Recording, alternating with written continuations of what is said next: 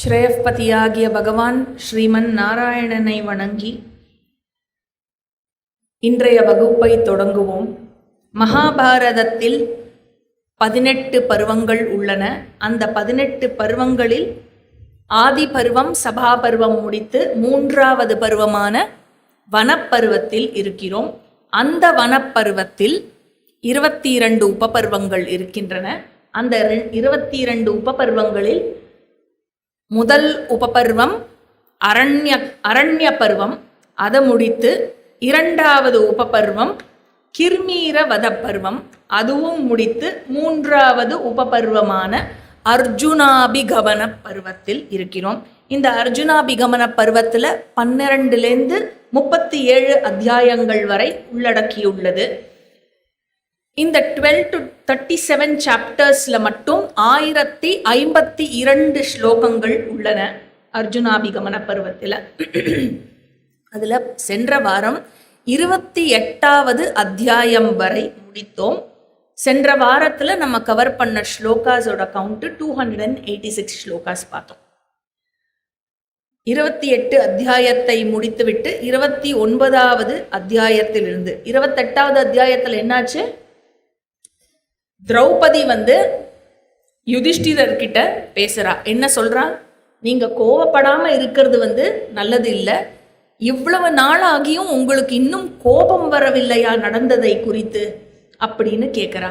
அதனால மன்னிக்கும் தன்மையுடன் இருப்பது அப்படிங்கிறது அது எப்பொழுதுமே நன்மை தராது. அதனால் நீங்கள் இப்பொழுது கோபப்பட வேண்டும் என்று அவள் பரிந்துரைக்கிறாள். அவள் ஏற்கனவே கோபத்திலையும் ரொம்ப துக்கத்திலையும் இருக்காள். அப்படி இருக்கும் திரௌபதியிடம் யுதிஷ்டிரர், ஹே கிருஷ்ணே, கிருஷ்ணா அப்படிங்கிறது திரௌபதியோட இன்னொரு பெயர். ஹே கிருஷ்ணே, திரௌபதி, கோபமே செழிப்பிற்கும், அதாவது செழிப்பிற்கும் நன்மைக்கும் எதிரியாக இருப்பது, துரதிர்ஷ்டங்களை கொடுப்பது கோபமே. துரதிர்ஷ்டத்துக்கான ரூட் காஸ் கோபம் அப்படிங்கிறது. எவன் கோபத்தை அடக்கி வைக்கிறானோ அவனே செழிப்பை அடைகிறான். கோபத்திற்கு தன்னை அர்ப்பணித்திருப்பவன் என்ன ஆகிறது அப்படின்னாக்க அதனுடைய விளைவாக துரதிர்ஷ்டத்தை மட்டுமே அவன் அடைந்து வருகிறான். அதனால உலகத்தில் இருக்கும் அனைத்து உயிர்களின் அழிவிற்கு கோபமே காரணம். உலகத்திற்கு அழிவு கொடுக்கும் கோபத்தை நான் எப்படி விரும்பி ஏற்றுக்கொள்வது? நீ என்னை அப்படிப்பட்ட கோபத்தை விரும்பி ஏற்றுக்கொள்ள சொல்கிறாயே, அதை நான் எப்படி ஏற்றுக்கொள்வது? கோபம் கொள்ளும் மனிதனானவன் என்ன செய்கிறான்? நம்பர் 1 பாப்பம் செய்கிறான். அப்புறம் நம்பர் 2 அவன் குருவையே கூட கொல்வதற்கு துணிவான். கொஞ்சம் கூட சிந்திக்க மாட்டான். அவ்வளவு கொடியது கோபம். அவ்வளவு கொடிய பாப்பி ஆக்கிறது கோபம்ங்கிறது. பெரியோர்களை கூட கடுஞ்சொற்களால் அவன் அவமதிப்பான். எது சொல்லப்பட வேண்டும், எது சொல்லப்படக்கூடாது, எங்கு எப்பொழுது எதை பேச வேண்டும், இதெல்லாம் எதுவுமே அவன் வேறுபாடு அறியாதவனாக இருப்பான். கோபத்தில் இருப்பவன் கோபத்தில் இருக்கும்போது கண்ணா பின்னான்னு பேசுவா இல்லையா? அதனால கோபம் என்பது ஏற்கக்கூடாது. கோபம் கொண்டவன் அவனால் செய்ய முடியாததுங்கிறது எதுவுமே கிடையாது. therefore it is very very dangerous.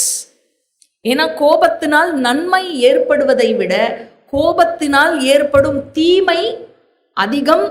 தீமையோடைய அந்த ஹேப்பனிங்கோடைய ப்ராபபிலிட்டியும் அதிகம். ஏதோ கொஞ்சம் கோபப்பட்டு கொஞ்சம் கோபமா ஏதோ இறைஞ்சு பேசுறதோட நிற்கிறதுங்கிறது ஒரு பக்கம் இருக்க, கோபம் வந்தால் தன்னை மீறி அவன் நடந்து கொள்கிறான். அதனால இட் இஸ் வெரி டேஞ்சரஸ். அவன் செய்யாத செயல்களும் எதுவும் இருக்க முடியாது, சொல்லாத பேசாத வார்த்தைகளும் எதுவும் இருக்க முடியாது. எல்லா வார்த்தைகளையுமே பேசுவான். கொல்லப்பட தகாத மனிதர்களையும் கொன்றுவிடக்கூடும் கோபத்தில் இருப்பவன். அதனால ஏன் அப்படிப்பட்டவன் தன்னுடைய ஆன்மாவை கூட, தன்னையே கூட யமனுலகத்திற்கு அனுப்பி வைப்பான். கோபம் வந்து ஒருத்தன் சூசைட் கூட பண்ணிப்பான். அப்பேற்பட்ட கொடுமையான விஷயம் கோபம். அதனால இந்த குறைபாட்டை நான் கண்டறிந்தே ஞானமுள்ளோர் உயர்ந்த செழிப்பை அடைய வேண்டி கோபத்தை அடக்கிக் கொள்கிறார்கள். இப்படி இருக்கும் பொழுது நம்மை போன்றோர், நாம் அறத்திற்கு நம்மை அர்ப்பணித்தவர்கள் அல்லவா? நீயும் பாண்டவர்களாகிய நாங்களும் நம்ம எல்லாருமே we have committed to dharma. அப்படி இருக்கிறச்சே நம்ம எப்படி இந்த விஷயத்தை ஏத்துக்கிறது? கெடுதலை கொடுக்கிற விஷயத்தை எப்படி ஏத்துக்க சொல்ற? திரௌபதி இதையெல்லாம் கருத்தில் கொண்டே எனது கோபம் தூண்டப்படவில்லை. கோபம் கொண்டவனுக்கு எதிராக செயல் செய்வது, அதாவது கோபம் கொண்டவனுக்கு எதிராக செயல் செய்யாமல் எவன் இருக்கிறானோ அவனே தன்னையும் பிறரையும் காத்து கொள்ளும் புத்திசாலி ஆவான். ஒருத்தர் கோபப்பட்டிருக்கானா அவ கிட்ட போய் தூண்டி விடுற மாதிரி பேசாம அவனிடம் இருந்து தன்னை காத்துக்கொள்வது, அவனிடம் இருந்து பிறரை காத்துக்கொள்வதற்கு அமைதியை காக்க வேண்டும். அவனே புத்திசாலி. தன்னை விட பலசாலிகளிடம் கோபமாக ஒருவன் நடந்து கொண்டான் என்றால் என்ன ஆகும்? தன்னுடைய அழிவை அவனே நிர்ணயம் செய்து கொள்கிறான் என்றுதான் அர்த்தம். கோபத்தை வென்றவன் மறு உலகில் மகிழ்ச்சியாக இருக்கிறான் என்று சொல்லப்படுகிறது. இதனால் அறம் சார்ந்தவர்கள் கோபத்தை வென்றவர்களையே அவர்கள் பாராட்டுகின்றார்கள். உண்மையில் நேர்மையானவனும் மன்னிக்கும் குணம் கொண்டவனுமே அவனே வெற்றி பெறுகிறான். இதுதான் அறம் சார்ந்தவர்கள் போதித்து வருவது, அவர்களுடைய கருத்தாக கூறுவது. துரியோதனனை கொல்லும் காரணத்திற்காக, துரியோதனன் கொல்லப்பட வேண்டியவன் தான், அதில் எனக்கு எந்த சந்தேகமும் இல்லை. ஆனால் அவனை கொல்லும் காரணத்திற்காக இத்தனை குறைகளுடைய அறம் சார்ந்தவர்களால் மறுக்கப்படும் விஷயமாக இருக்கும் கோபத்தை நான் ஏற்க வேண்டும் என்று எப்படி நீ சொல்கிறாய்? பொங்கி வரும் கோபத்தை ஞானத்தினால் அடக்குபவனே பலம் கொண்ட மனிதனாகிறான் என்பது கற்றோர்களால் சொல்லப்படும் வார்த்தைகள் அப்படின்னு சொல்லிட்டு கோபத்தினுடைய தோஷங்களை பற்றி சொல்கிறார். கோபம் கொண்டவன் காரியம் செய்யும் பொழுது, கோபத்தில் இருக்கும் பொழுது ஆப்ஜெக்டிவாவே இருக்க மாட்டான். அதனால அவன் எதையுமே உண்மை தன்மையுடன் பார்ப்பதில்லை. எல்லாத்துக்குமே ஒரு சப்ஜெக்டிவ் கலரேஷனோட தான் பார்க்கறான். ஒரு ஃப்ரேம், தன்னுடைய ஐடியா படி தான் பார்க்கறான். உண்மை எதுன்னு பார்க்கறது இல்லை. I think like this, I feel like this, அதனால தட் இஸ் லைக் தட். இப்படிதான் அவான்னு நான் நிர்ணயம் பண்ணிட்டேன். நான் கோபத்துல அப்படிதான் அவான்னு நான் அதை பிரகடனம் பண்ணுவேன் இல்லையா? அவ உண்மையிலேயே அப்படி இல்லாமே தான் இருக்கலாம் இல்லையா? ஆனா ஒரு ஆப்ஜெக்டிவ் அப்ரோச்சே இருக்காது. தேர்ஃபோர் என்ன ஆகும் அப்படின்னாக்க, சொல்யூஷனுக்கான வழியை, தீர்வுக்கான வழியையே காண்பதில்லை. கோபத்தில் இருப்பவன் பிரச்சனையை அதிகரிப்பானே விழிந்து, பிரச்சனையே பேசிக்கொண்டிருப்பானே விழிந்து தீர்வை ஏற்பது இல்லை, மனிதர்களையும் மதிப்பது இல்லை. அதுக்கப்புறம் பராக்கிரமசாலிக்கே உண்டான குணங்களாகிய, ஒரு பராக்கிரமசாலினா எப்படி இருக்கணும்னா பெருந்தன்மையோடு இருக்க வேண்டும், கண்ணியம் கொண்டவனாக இருக்க வேண்டும், தைரியம், திறமை மற்றும் எத்தனையோ நற்குணங்கள் பொருந்தியவனாக இருக்க வேண்டும். இதுல கொஞ்சம் கூட மேட்ச் ஆகாத விஷயம் வந்து கோபம். அதனால பராக்கிரமசாலியாக இருப்பவன் கோபம் கொண்டவனாக இருக்கக்கூடாது. இதற்கு மாறாக ஒருவன் கோபத்தை கைவிட்டான் என்று சொன்னால் அவனது சக்தி, அவனால் முழுமையாக அவன் சக்தியை வெளிப்படுத்த முடியும். அறியாமையில் இருப்பவர்களே கோபத்தை தனது சக்தியாக புரிந்து கொண்டிருப்பார்கள். கோபம் என்பது சக்தி இல்லை, அது அவர்களுடைய பலவீனம். கோபம் என்பது உலகத்தினுடைய அழிவிற்கான காரணம். உலகத்தை ஒருவன் அழிக்க வேண்டும் என்றால் அதற்கு வெப்பனாக கொடுக்கப்பட்டிருக்கிறது கோபம். அதனால கோபப்பட்டன்னு சொன்னாக்க இந்த உலகத்தையே அழித்து விடுவாய், காரணம் இல்லாமல் இந்த உலகத்தை நீ அழிக்கிறாய் என்றால் அது பாபத்தில், மகா பாபத்தில் தான் விளையும். அதனால் அதை செய்யக்கூடாது. தேர்ஃபோர் சரியாக நடக்க விரும்பும் மனிதன் என்ன செய்ய வேண்டும்? கோபத்தை கைவிட வேண்டும். இவர் பாட்டுக்கு ஈஸியாக சொல்லிட்டு போயிட்டாரு. நம்மளுக்கு தானே தெரியும் கஷ்டம் கோபம் வரச்சே இல்லை. அதுவும் அந்த சின்ன குழந்தைகள்லாம் சொல்கிற மாதிரி, அவன் என்னை இரிட்டேட் பண்ணா நான் ஏன் இரிட்டேட் ஆகணும் அப்படின்னு நம்ம யோசிக்கிறோமோ எங்கேயான்னு, இல்லையா? அதனால மாறாக கோபத்தை, அதாவது பூமியை கைவிட்டு பூமியை போன்ற பொறுமையை கொண்டவன் அவன். மனிதர்களில் அப்பேற்பட்டவர்கள் மனிதர்களில் இல்லவே இல்லை என்றால், சப்போஸ் மனித இனத்தில் எல்லோருமே சட்டுன்னு கோபப்படுறவா தான் இருக்கா அப்படின்னு சொன்னாக்க, தொடர்ந்து கைவிடாமல் காக்கப்படும் கோபமானது என்ன ஆகும்? இந்த உலகம் அமைதியற்ற இடமாகவே இருக்கும் மனிதர்களுக்கு. ஏதோ கொஞ்சம் நன்னா இருக்கு இந்த பூமி அப்படின்னாக்க, மனிதர்கள் மத்தியிலும், கோபப்படும் மனிதர்கள் மத்தியிலும் பூமியை போன்று பொறுமையை காக்கும் மனிதர்கள் இருக்கிறார்கள். அதனால்தான் இன்னும் எல்லாம் நன்னா ஓடின்னு இருக்கு. எங்கேயோ ஸ்மூத்தா ஒரு லூப்ரிகேஷன் இருக்கு, ஓடின்னு இருக்கு, இல்லையா? ஸோ பதிலுக்கு பதில் பேசுவது, பதிலுக்கு பதில் தண்டிப்பது, இதெல்லாம் அழிவுக்கே காரணமாக இருக்கும். தந்தை மகனை தண்டிப்பது, மகன் தந்தையை தண்டிப்பது, கணவன் மனைவியை, மனைவி கணவனை கொல்லும் நிலை கூட ஏற்படுகிறது. தந்தை மகனை கொல்கிறான், மகன் தந்தையை கொல்கிறான், கணவன் மனைவியை கொன்று விடுகிறான், மனைவி கணவனை கொன்று விடுகிறாள். இதெல்லாம் ஏன் ஏற்படுகிறது? கோபம். இந்த மாதிரியான அழிவுக்கான விஷயங்கள் ஏற்படுகிறது. கோபம் நிறைந்த உலகில் இப்படி இருந்தால், கணவன் மனைவி மத்தியிலும் இப்படி இருந்ததுன்னு சொன்னாக்க, உயிர்களின் பிறப்பு எங்கிருந்து ஏற்படும்? திரௌபதி எப்படி உயிர் விருத்தியாகும்? அதனால் திரௌபதி மன்னர்கள் கோபத்திற்கு அர்ப்பணித்து இருந்தார்கள் அப்படின்னு சொல்லிட்டா என்ன ஆகும்? குடிமக்கள் அழிவையே சந்திப்பார்கள். கோபமே கொண்டவன், உருவமாக கொண்டவன் மன்னனாக இருந்தால் அழிவுதான் நிச்சயம். ஞானியாகியவன் எப்படி இருக்க வேண்டும்? கோபத்தை வென்றவனாக இருக்க வேண்டும். அப்படிப்பட்டவனே நிஜமாவே பலவான் ஆவான். அப்படிப்பட்டவன் தான் பலசாலி. பல இன்பகரமான உலகிற்கு அவனே சொந்தமாவான். கோபம் இல்லை, அவன் தன்னை வென்று விட்டான் என்று சொன்னால் அனைத்து இன்பங்களும் அவனுடையதே. கோபம் கொண்டவனோ இந்த உலகத்தில் அவன் மகிழ்ச்சியாக இருக்கவும் முடியாது. இந்த உலகத்திலும் அவன் மகிழ்ச்சியாக இருக்க முடியாது. அப்படி மகிழ்ச்சியாக இல்லாமல், தானும் மகிழ்ச்சியாக இல்லாமல் அனைவரையும் துன்புறுத்தி கொண்டு அவன் என்ன சம்பாதித்திருப்பான்? பாபம்தான் சம்பாதித்திருந்திருப்பான், இல்லையா? அதனால் மறு உலகிலும் அவனுக்கு மகிழ்ச்சி இருக்காது. அந்த இடத்துல என்ன பண்றார்? திரௌபதிக்கு பெரிய டயலாக்னா இது, யுதிஷ்டிரருக்கும் திரௌபதிக்கும் மத்தியில். இதுல கஷ்யப்பர் பொறுமையை மெச்சி பாடிய ஒரு பாடலை இங்க யுதிஷ்டிரர் நினைவு கூறுகிறார். நினைவு கூர்ந்து திரௌபதி கிட்ட சொல்றார், இம்பார்ட்டன்ஸ் ஆஃப் பொறுமையை காப்பது. சட்டுன்னு எல்லா இடத்துலையும் கோபப்படக்கூடாது. You should wait, you should know to hold. அது ஸ்ட்ரென்த் அப்படிங்கிறார். அது வீக்னஸ் இல்லை, அது ஸ்ட்ரென்த். திருதராஷ்டிரர் நமது நாட்டை திருப்பி கொடுப்பார், கண்டிப்பா கொடுப்பார், கொடுக்காம இருக்க முடியாது. இல்லை என்றால் நிச்சயமாக நாம் போர் தொடுப்போம், அவர் அழிவை தான் சந்திப்பார். அதில் என்ன சந்தேகம் இருக்கிறது, இல்லையா? துரியோதனனுக்கு நாட்டை அடையும் தகுதி அவனுக்கு இல்லை. அதனால் அந்த காரணத்தினால், அவனுக்கு நாட்டை ஆளும் தகுதி இல்லாத காரணம் எப்படி வெளிப்படுகிறது? அவனால் பொறுமையை கடைபிடிக்கவே முடியவில்லையே. பொறுமை கூட இல்லாதவன் எப்படி ஒரு மன்னனாக முடியும்? அங்கேயே அவனுக்கு அரச தகுதி இல்லை என்று தெரிகிறது, இல்லையா?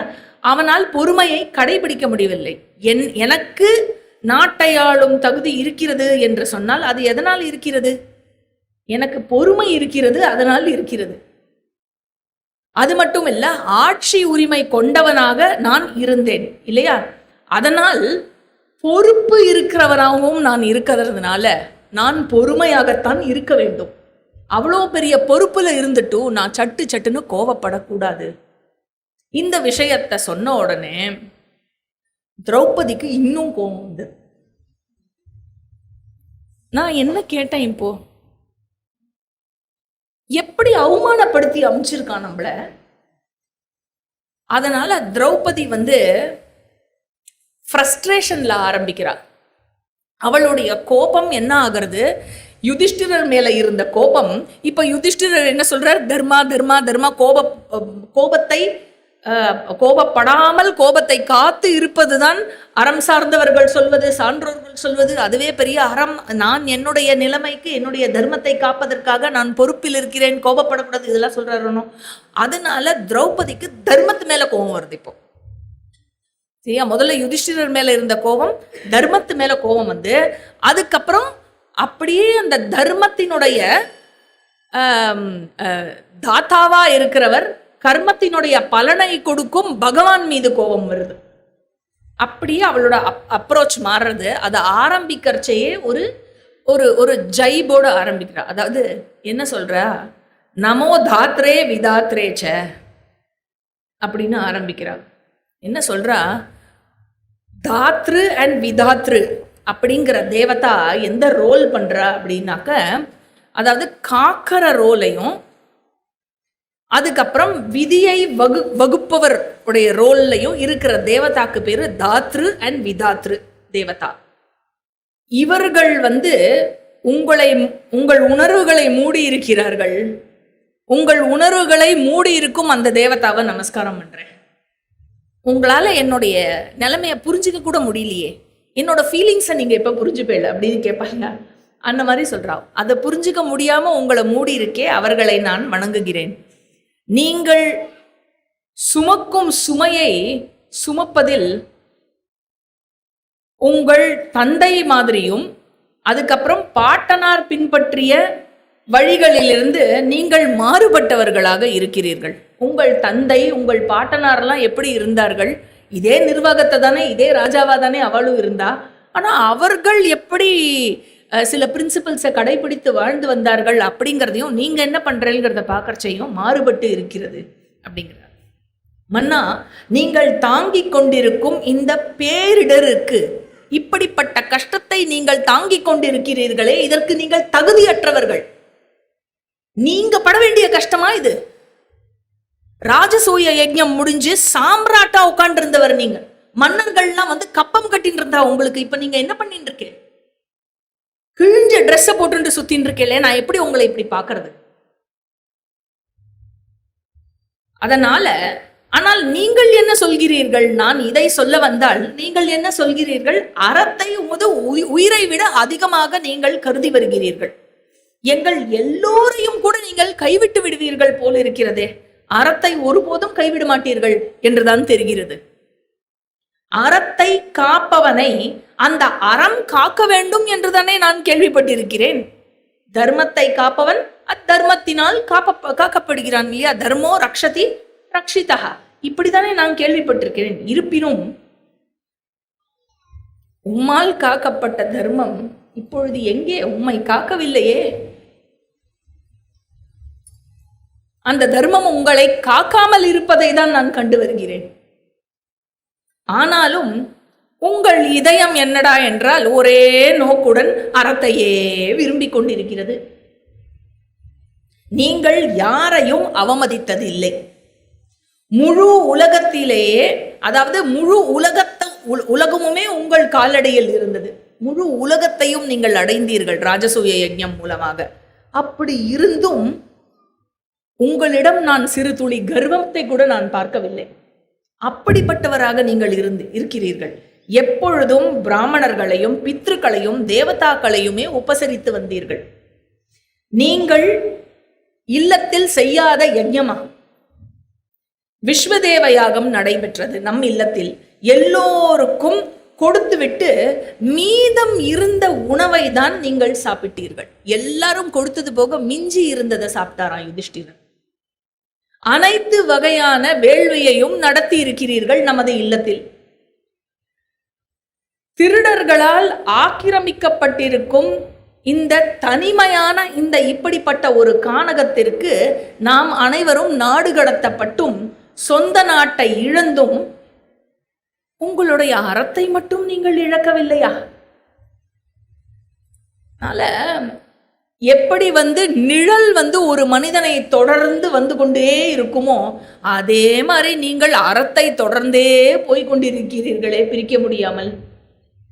பெரிய பரிசுகள் கொடுத்து நடக்கப்பட வேண்டிய அஸ்வமேதம் இருக்கு, ராஜசூயம் நடந்தது, புண்டரீகம் நடந்தது. இத்தனை பெரிய பெரிய யாகங்கள், வேள்விகளை நீங்கள் செய்திருக்கிறீர்கள்.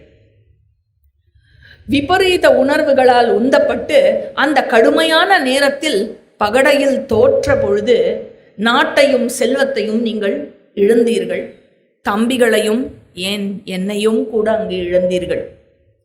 எளிமை, மென்மை, உண்மை, அடக்கம் கொண்ட உங்களுடைய மனம் இப்படி அந்த பகடையாட்டத்தில் ஈர்க்கப்பட்டதே. கண்டிப்பா அந்த விஷயம் நீங்க செய்யக்கூடியவர் இல்லை, ஆனால் அது நடந்ததே, அவ்வாறு நேர்ந்ததே. எவ்வாறு நடந்தது, எப்படி நடந்தது? உங்கள் நிலையை கண்டு என்னுடைய இதயம் துயரத்தில் முழுகுகிறது மன்னா. நான் எனது உணர்வுகளையே இழந்துவிடும் நிலையில் இருக்கிறேன். மயக்கம் போட்டு கீழே விழுந்துருவேன் போல இருக்கு இதை நினைச்சு பார்க்க. மனிதர்கள் அனைவரும் அன்னைக்கு அப்படி நடந்தது இல்லை. ஏன் அப்படி நடந்தது தெரியுமா? உங்களுக்கு கொஞ்சம் கூட பொருத்தம் இல்லாத ஒரு விஷயத்திற்கு நீங்கள் தள்ளப்பட்டீர்களே, அது ஏன் அப்படி நடந்தது தெரியுமா? ஏனென்றால் மனிதர்கள் அனைவரும் கடவுளின் விருப்பத்திற்கு இணங்கி நடக்க முடியுமே தவிர தங்களுடைய விருப்பத்திற்கு இணங்கி நடக்கவே முடியாது. அதாவது பொம்மலாட்டத்தில் பொம்மை ஆடும்ல, பொம்மை எப்படி ஆடுகிறது? அதன் கயிற்றை கொண்டு அதை ஆட்டி வைக்கிறதுக்கு ஒருவன் இருக்கிறான். அதுபோல்தான் பகவானும் நம்மை பொம்மலாட்டத்தில் இருக்கும் பொம்மைகள் போல நாம் இங்கு இருக்கிறோம். நம்மை அவன் ஆட்டி வைக்கிறான். அவன் எப்படி ஆட்டுகிறானோ அப்படித்தானே நாம் ஆட முடியும். நாம் விருப்பத்திற்கு ஏற்ப எங்கு நடக்கிறது? கடவுள் தான் படைத்த மக்களை அந்த நூலை கொண்டு ஆட்டி வைத்து கொண்டிருக்கிறார். எல்லா உயிர்களுக்கும் உள்ளும் புறமுமாக ஊடுருவி இருக்கும் அந்த கடவுளே தான் படைத்த மனிதர்களுக்கு, தன்னுடைய பிள்ளைகளுக்கு இன்பத்தையும் துன்பத்தையும் விதிக்கிறார். எல்லோரும் கடவுளுக்கு கட்டுப்பட்டவர்களே. அதாவது யுதிஷ்டிரர் பேசும்போது கரெக்டுன்னு தோணித்தில்ல, இப்ப திரௌபதி பேசும்போது கரெக்டுன்னு தோணும். திருப்பி யுதிஷ்டிரர் பேசுவாரா, கரெக்டுன்னு தோணும். அதுக்கப்புறம் திருப்பி திரௌபதி பேசுவாளா, கரெக்டுன்னு தோணும். அதுக்கப்புறம் நம்ம அண்ணன் பீமன் வருவார், அவர் பேசுவார். அவர் பேசும்போது யுதிஷ்டிரரும் திரௌபதியும் விட அவர் இன்னும் சூப்பரா சொல்றாருன்னு தோணும். பார்த்துட்டு அதாவது very very beautiful and unique stretch of dialogue இது between Yudhishthira, Draupadi and Bheeman. Commentators எல்லாரும், உரையாசிரியர்கள் எல்லோருமே இந்த ஸ்ட்ரெச் ஆஃப் டயலாக் இருக்குல்ல, இந்த டிஸ்கஷனை தே ரிகார்டட் வெரி இம்பார்ட்டண்ட். ஏன்னா சில விஷயங்களை கிளாரிஃபை பண்ணணும்னா கொஞ்சம் அந்த சைடு இந்த சைடுன்னு எல்லா சைடும் ஆராய்ந்து அதுக்கப்புறம்தான் ஒரு விஷயத்தை நம்மளால கிளாரிஃபிகேஷனுக்கு வர முடியும். அதுவும் சொல்லப்படும் விஷயம் ரொம்ப ரொம்ப சூக்ஷ்மமானது. எது? தர்மம். அப்படி சொல்லப்படும் பொழுது எனக்கு என்னவோ இந்த செக்ஷன்ல திரௌபதியும் பீமனையும் விஞ்சி இன்னைக்கு கூட யாருமே இந்த விஷயத்தை இத்தனை அழகா விமர்சனம் அப்படியே சொல்லலாம். இவா ரெண்டு பேரும் விமர்சனம் செய்த அளவிற்கு, எழுப்பிய கேள்விகளுக்கு அதை காட்டிலும் அதிகமாக நமக்கு கேள்விகளே எழும்பாது. அந்த அளவுக்கு இந்த விஷயத்தை அவர்கள் டிஸ்கஸ் பண்ணியிருக்கா. அதை பார்ப்போம். என்ன சொல்றா திரௌபதி? கடவுள் தான் எல்லாருக்கும் இன்பத் துன்பத்தை விதிக்கிறார். எல்லோரும் கடவுளுக்கு தான் கட்டுப்பட்டு இருக்கிறோம். தனக்குத்தானேலாம் நாம் விதியை நிர்ணயித்துக் கொள்ளக்கூடிய சக்தி நமக்கு இல்லை. படைப்பாளியின் கட்டளைக்கு நாம் அனைவரும் கட்டுப்பட்டவர். இங்கு யாரும் சுதந்திரம் கிடையாது. இதை ஃப்ரஸ்ட்ரேஷன்ல பேசிட்டு இருக்கா. எல்லாம் தலையெழுத்து. அவன் என்ன சொல்றானோ அதுபடிதான் நடக்கும். நம்ம கையிலயா நடக்கிறது? நம்ம என்னவோ நினைச்சா அது வேற ஒண்ணு நடக்கிறது இல்லையா? அதனால ஆனால் நம்மளுடைய சாஸ்திரங்களின் கூற்று என்ன? பகவானா கொடுக்கிறார். இன்பத்தையும் துன்பத்தையும் கொடுப்பது பகவானா? நமக்கு நன்மையையும் தீமையையும் விளைவிப்பது பகவானா? அப்படின்னா ஒருவருக்கு நன்மையும் மற்றவருக்கு தீமையும் விளைவித்தால் எந்த பேசிஸ்ல? பார்ஷியாலிட்டி இல்லையோ? அப்ப அவர் பகவானாவே இருக்க முடியாதே. அவரும் மனிதனை போல் பார்ஷியாலிட்டி காண்பிக்கிறார் என்றால் அவர் எப்படி பகவானாக இருக்க முடியும்?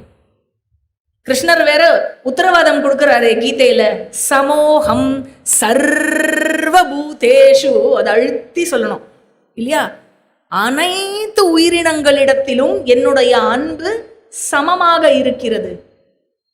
நமே துவேஷ்யோஸ்தி ந பிரியஹா, நான் யாரிடத்திலும் அதிகமான விருப்பத்தையோ அல்லது அதிகமான வெறுப்பையோ காட்டுவதில்லை. வெறுப்பை யார் மேலேயுமே காட்டுவதில்லை. எனக்கு யாருமே ஃபேவரட் கிடையாது, யாருமே ஹேட்ரட் கிடையாது. அப்படி இருக்கும் பொழுது பகவான் எப்படி இன்ப துன்பத்தை வரவழைக்க முடியும்? தீதும் நன்றும் பிறர் தர வாரா. யாரு சொன்னது அது? நீங்கள் சொன்னீங்களா? ஓ, ஆன்சரை நீங்க சொல்றேன்னு சொன்னீங்களா? கணியன் பூங்குன்றனார், கரெக்ட். ஸோ கடவுளே நல்லது கெட்டதை அவர்தான் செய்து வருகிறார். இது திரௌபதி ஃப்ரஸ்ட்ரேஷன்ல சொல்லிட்டு இருக்கா. நன்மை மற்றும் தீமையின் கனிகளை இல்லையா, குட் டீட்ஸ் அண்ட் பேட் டீட்ஸோட ஃப்ரூட் என்ன? Favourable situation, unfavourable situation, pleasure, pain, இன்பம், துன்பம், இதுதானே குட் டீட்ஸ் அண்ட் பேட் டீட்ஸோட ஃப்ரூட். அதை பகவான் தான் அறுவடை செய்கிறார். அதனால என்ன ஆகும்?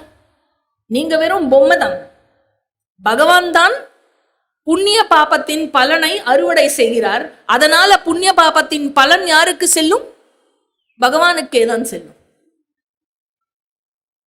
சொல்றாவ கடவுள் மாயையால் குழப்பியுள்ளார். தன்னுடைய மாயையால் குழப்பி அவர் என்ன செய்திருக்கிறார்? அந்த குழப்பத்தின் மூலமாக மக்கள் தங்கள் நண்பர்களையே கொல்கிறார்கள், நண்பர்களை கொல்ல வைக்கிறார். அவர்கள் கொல்கிறார்கள்னா என்ன? பகவான் தானே கொல்ல வைக்கிறான். ஏன் இப்படி பண்ண? எனக்கு உனக்கு கண்ணு இருக்கா மூக்கு இருக்கான்னு நம்ம அழறோமே இல்லையா? பகவான் மேல போடு அத்தனை பழியும். ஸோ சாதாரண மனிதர்கள் இவ்வாறு பார்க்க, உண்மையை அறிந்தவர்களோ இதை வித்தியாசமாக பார்க்கிறார்கள். சாதாரண மனிதர்கள் நாம் எல்லாம் கரெக்டா தான் பார்த்துட்டு இருக்கோம். ஆனா உங்களை மாதிரி இந்த அறம்னு பேசிட்டு இருக்காளே, நீங்கள்லாம் புத்திசாலி தானே, நீங்க மட்டும் ஏன் வேற மாதிரி பாக்குறீங்களா? அப்படி கேட்கிறாவோ. உங்களுக்கு உண்மை தெரியவில்லையா என்று கேட்கிறார். பெருந்தகப்பனாகிய பிரம்மதேவன் மரத்தை வைத்து மரத்தை உடைப்பது போல், கல்லை கொண்டு கல்லால் கல்லை உடைப்பது போல், இரும்பால் இரும்பை உடைப்பது போல் தான் படைத்த உயிரை தானே கொல்கிறார் அவர். அதாவது தன் சித்தத்தின்படி உயிரை உற்பத்தி செய்கிறார், அப்புறம் அவருடைய இஷ்டத்திற்கே அந்த உயிரை அவர் அழிக்கிறார். களிமண் பொம்மையை போல் உயிர்களுடன் விளையாடி கொண்டிருக்கிறார் பெருந்தகப்பன் பிரம்மதேவன் பகவான். ஒரு தந்தையை போலவோ தாயை போலவோ நடந்து கொள்கின்றான் என்று எனக்கு தெரியவில்லை. எதை வைத்து அவனை தாய்ங்கிறோம் தந்தைங்கிறோம்? இப்படி இருக்கிறாரே, இப்படி செய்கிறாரே. எங்கேயான அப்பா அம்மானா பகவான் இப்படி செய்வாளா? ஏதோ ஒரு சின்ன எறும்புக்கு நீங்க தீங்கு பண்ணிருப்பேளா? உங்களுக்கு போய் இப்படி நடந்திருக்கே அப்படின்னு யார் சொல்றா? திரௌபதி யுதிஷ்டிரர்கிட்ட சொல்றா. நிஜமாவே ஒரு எறும்புக்கு கூட தீங்கு பண்ணதில்லை அவர். ஒரு பொய் கூட நிஜமாவே ஒரு பொய் கூட சொன்னதில்லை இல்லையா? அதனால அவருக்கே அப்படி நடக்க முடியும் என்றால், ஒரு பொய் கூட சொல்லாம இருந்த எனக்கு, அப்படி ஒரு பொய் சொன்ன எனக்கு விரல்ல சுட்டுடுத்து அப்படின்னு சொன்னாக்க இல்லையா, சமைக்கரிச்சே விரல்ல சுட்டுடுத்துன்னு சொன்னாக்க இதுக்கெல்லாம் பகவானை திட்டவே முடியாது. என்ன சொல்றா? நல்லவர்கள் துன்புற்று பாவிகள் மகிழ்ச்சி அடைவதை கண்டு நான் வருத்தம் அடைகிறேன். உங்களை போல் இருக்கும் நல்லவர்கள் இங்கு கஷ்டப்பட்டு இருக்காங்க. அந்த பாவி ஆகிய துரியோதனநாதியர்கள் இருக்கார்களே, அவர்கள் அங்கு மகிழ்ச்சியோடு வாழ்ந்து கொண்டிருக்கிறார்கள். பாரபட்சத்துடன் நடந்து கொண்டு அந்த கடவுளை குறித்து நான் உயர்வாக இனி பேச மாட்டேன். பகவான் மேல அவ்வளோ கோபம். துரியோதனனுக்கு செழிப்பை வழங்கியுள்ளார். அந்த கடவுள் அவனுக்கு செழிப்பை கொடுத்து அவர் என்ன அடைந்தார்? இதனால் கடவுளுக்கு என்ன லாபம்? அவருக்கு என்ன சந்தோஷம் கிடைச்சது? துரியோதனனுக்கு இப்படி ஃபேவர் பண்ணிட்டு, ஒரு செயலில் வினை செய்தவனே, ஒரு செயலானது அந்த வினையை செய்தவனையே அது தொடரும். கடவுள் கரை படிந்துள்ளார். அவர் மேல இந்த குற்றம் என்கிற கரை இருக்கிறது. ஆனால் அவர் அப்படி செய்ததற்கு நீங்கள் கஷ்டப்பட்டு கொண்டு, இது யாருடைய தவறு? உன் குற்றமா என் குற்றமா? பகவானை தான் குற்றம் சொல்லணும். அதனால பகவான் செய்த குற்றத்திற்கு நீங்கள் கஷ்டப்பட்டு கொண்டிருக்கிறீர்களே, நான் எப்படி அதை பொறுத்து கொள்வது? Therefore, செய்த செயலின் பாவம் செய்தவனையே தொடர்கிறது என்றால், செய்த செயலினுடைய பாபம் பகவானை அல்லவோ தொடர வேண்டும். நீங்கள் ஏன் கஷ்டப்படுகிறீர்கள்?